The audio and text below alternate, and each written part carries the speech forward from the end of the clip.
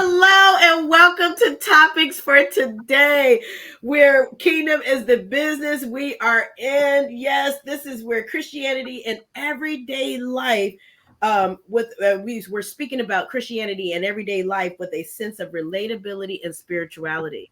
I am your host, Bray DeWalt, and we have Dee as well, and also Yolanda, and we're so excited to be here today. Yes, and just excited to be able to speak about the word.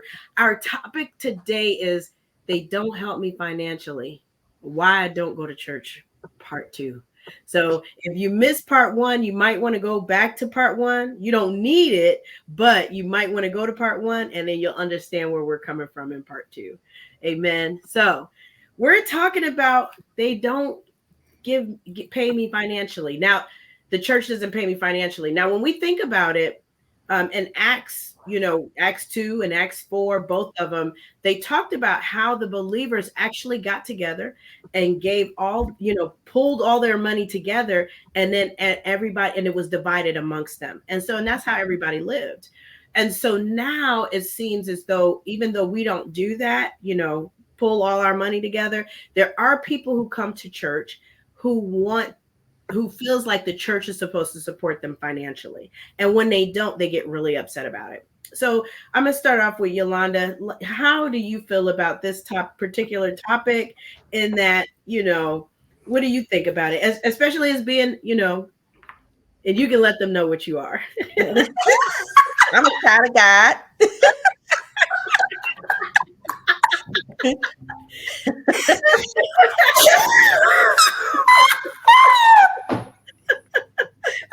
Is that what you mean? No, I was going to say pastor's wife, Joker. I know what you were trying to do. What do you identify? Okay, it's the pastor's wife. Okay. Oh, that was funny. Thank you, Bray. Well, listen, I didn't grow up thinking. Okay, let me say this: I grew up in the church. All right, from the womb, and praise the Lord all the way to the tomb. I pray I'll stay in the Lord's way. um, I didn't grow up with the mindset that the church should help me. At all. It wasn't a thought. But as I went along, we were a military family and we traveled around different ministries. I did see where, that was a thing where if you had a need, you might go to your ministry and say you had a need and they'll try to help you out. So what that did for us to help us with our ministry is we set up some, I don't know what I want to call them, maybe organizational kind of stipulations for assisting. We will help the community. We bless the community. We do back to school drives. We do food drives, and we participated in toy drives. So it's not that we don't want to bless the community. However, we do look at individuals who come to the ministry on how we can best support them in their need, in their time of need. And sometimes it's not always of giving of actual finances. It may be, getting them the resource that can help them get financially stable. It may be giving finances. So it just depends on the need. And according to the bylaws that we have in place and how we would do that.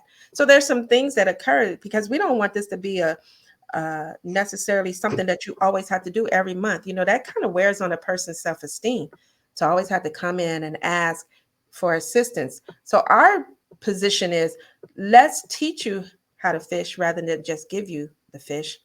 And so you can grow thereby, because while church is not about a prosperity gospel, prosperity is mentioned in the Bible. The people of God prosper, and we want to help everyone prosper if they can, understanding that there are times that some people might need some support. The reason that people say the church don't help me financially, I think sometimes comes from when a person wants the church just, let's say, pay their water bill. I need you to pay my bill. I got rent coming up due and all the things. And while that may be so, once again, how can we help you get to a point where you need the assistance becomes key? Because, okay, well, if we gave it to you this month, what's going to happen next month if you're still in the same predicament? So in an effort, and people misconstrue that. And you know what? Being on the verge of being put out, or your lights getting cut off and all the things, or your car broke down, none of that is comfortable. I get it.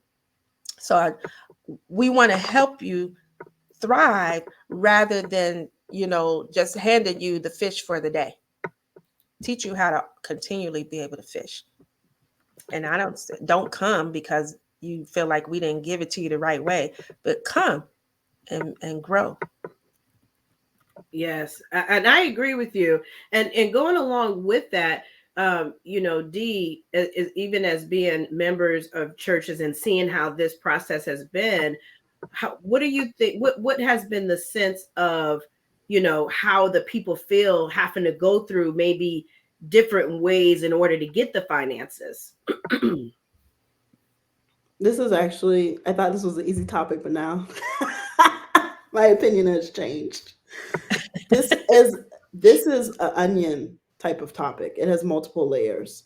Mhm. Um, because each denomination, therefore each church, runs in a different set of laws, set of established rules and governances for their church and how they distribute their money.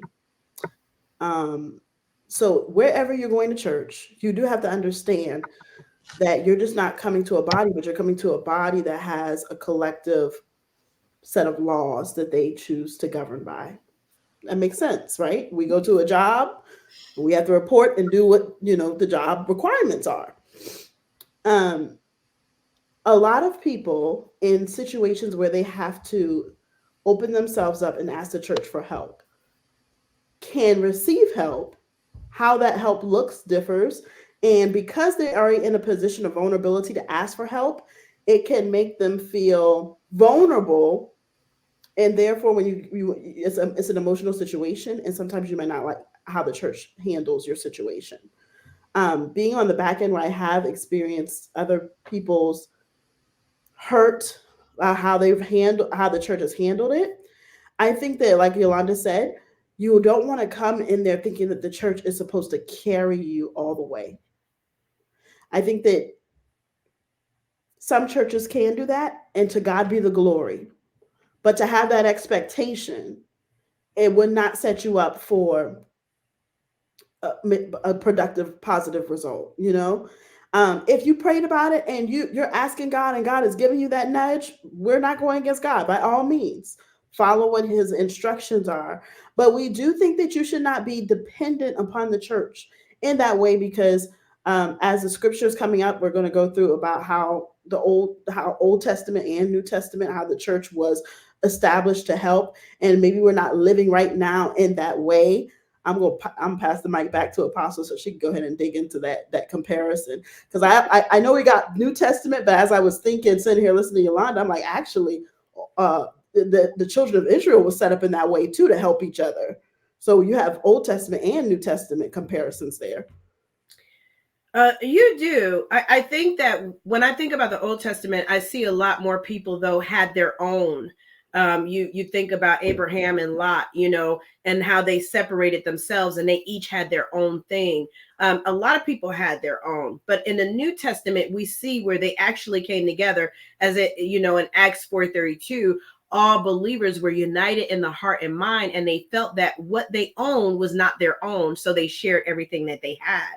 The problem comes, especially even when you compare the Old Testament and New Testament, and when you think about people today, I do feel that people don't feel like they have to put anything in order to get anything out. And I think that was the struggle that they began to see in the New Testament, is that everybody wasn't equally putting in the money, but they were making sure that they took out their part. And so, going back to what Yolanda said, that's why I think it's so important for us to make sure that we have some guidelines in place when we are giving money. And then we also have to find out, is this going to be a help or is it going to hinder them? Because I feel like at times, when even without the church, if you think about you giving to a friend or a family member, how many times have we given and only for it to come in and not work the way we thought it was going to work? We thought we were going to give and we thought it was going to help them, only for them to come back and ask for more money because it wasn't helping them. It only, they were still using the money for whatever they wanted to use it for. So So we're Yolanda, talking about giving without expecting anything in return from the no, no, church is no, not no, supposed to, but we're talking about making sure that we're not putting you in a position to continue to be dependent on that need. that, and that's what I'm saying. That's the part that I'm talking about. It's not, I want to clarify for the audience. oh yeah, yeah, yes, that definitely, because I do want it to be clear. Yes, we are not talking about just giving people money, oh, like, oh, we expect you to pay it back, because you don't pay it back in church. But anytime I've given to somebody, and I give without expecting in return. So maybe I should have put that out there like that. I don't give unless I have it to just give and not get back. And so in times past, I've seen where I thought I was helping somebody only for them to not use their money well, and then think that they were just going to come back to me and get more money. Right. So You become First National Bank for yeah. some people. Yeah. And you're right. And even as Christians, we can deal with that too, because some people won't go to church because, well, I know my friend, they had money and then they didn't give me money and they supposedly Christians. And I feel like we have to step back and start looking at the purpose of something. And so so Yolanda, can you speak a little bit more on that part right there? No, I was going to say, as a Christian, what I'm supposed to do is make disciples. That was my great commission. I'm supposed to give you Jesus. And the same Jesus that helped me to get to where I am is the same one who would help you to get to a better place and station in your life. So it's not only the finances. I give you the finances, but if I don't teach you, or if you don't understand how to manage your finances, you will find yourself back in a financial difficulty again. And without a way to come through. And it's not like people with money don't find themselves in financial predicaments, but they understand money and how it works, and they're able to come back, to bounce back. If I say, I won the lottery, and then within the lottery, in about a year, 6 months for some people, I'm broke again, and the finances. So what's the point of keep giving finances? It's beyond the actual money. When you go to work and you get paid your check, that's what you're expecting. But when you come to church, you're giving worship, not to come to get paid. And hopefully though, if there is a need, someone within your ministry, in your congregation, within the church itself, in the governing of the church, can help you through your situation. Be it, like I said, either pointing you to resources that are available to you, and or possibly providing a little bit. So That's the onion part that I thought about when we started this. I was like, oh, maybe we might need to shed light that this is many layers in this. Like you're pointing out, is you could be in a situation where life has happened, unfortunate circumstances has happened to put you in a place where you're dependent. Or you could be in a situation where you're saying, I serve the church in this capacity and I'm looking for compensation. That's the difference. Just like how you was pointing that out. And when we serve, I think serving and receiving compensation is a big topic in a lot in church. And we have struggled with getting perspective on that as to what is God saying. Sometimes we just want people to see what we're doing, and we feel like you need to pay me because of what I'm doing. That's it's self-focused. I believe there is we read in the Bible there is instructions on how to pay pastors.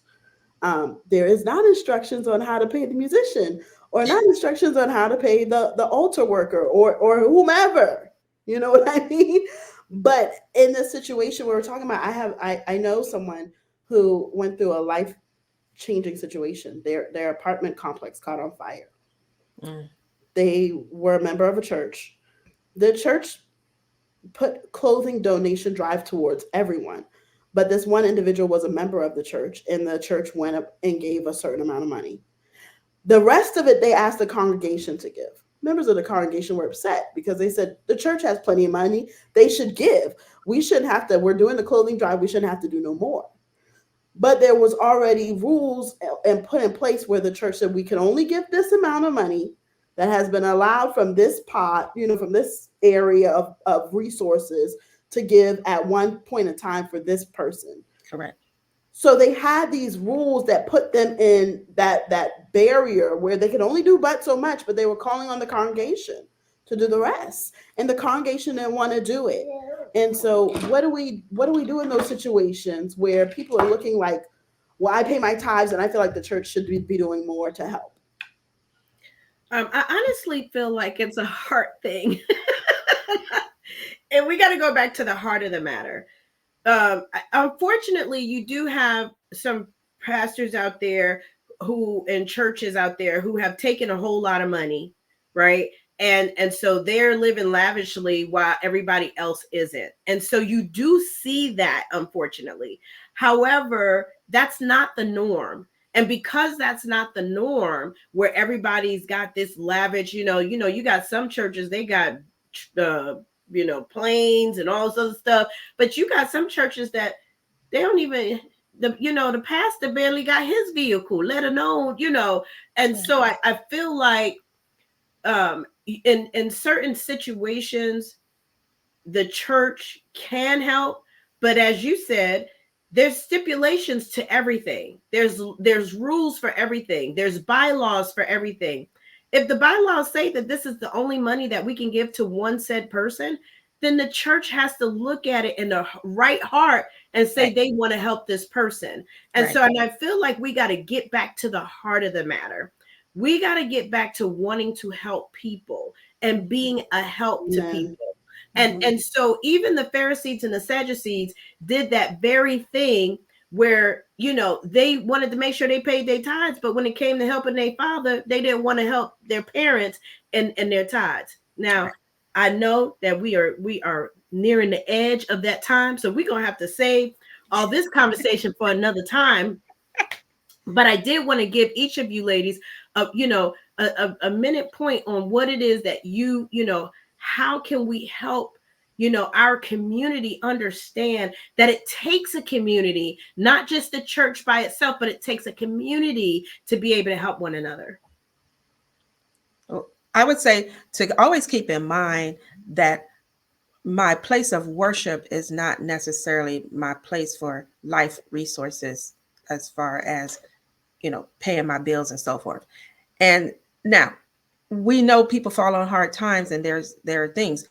It's important that churches are connected to the other resources of the community that they serve, and that there should be a portion of the monies taken in that are given to these things, to as far as helping, in times of emergency. In times of money management, if it's just a money management kind of situation, you you might want to see what else is out there, not just your church pay your electric, because what's going to happen next month?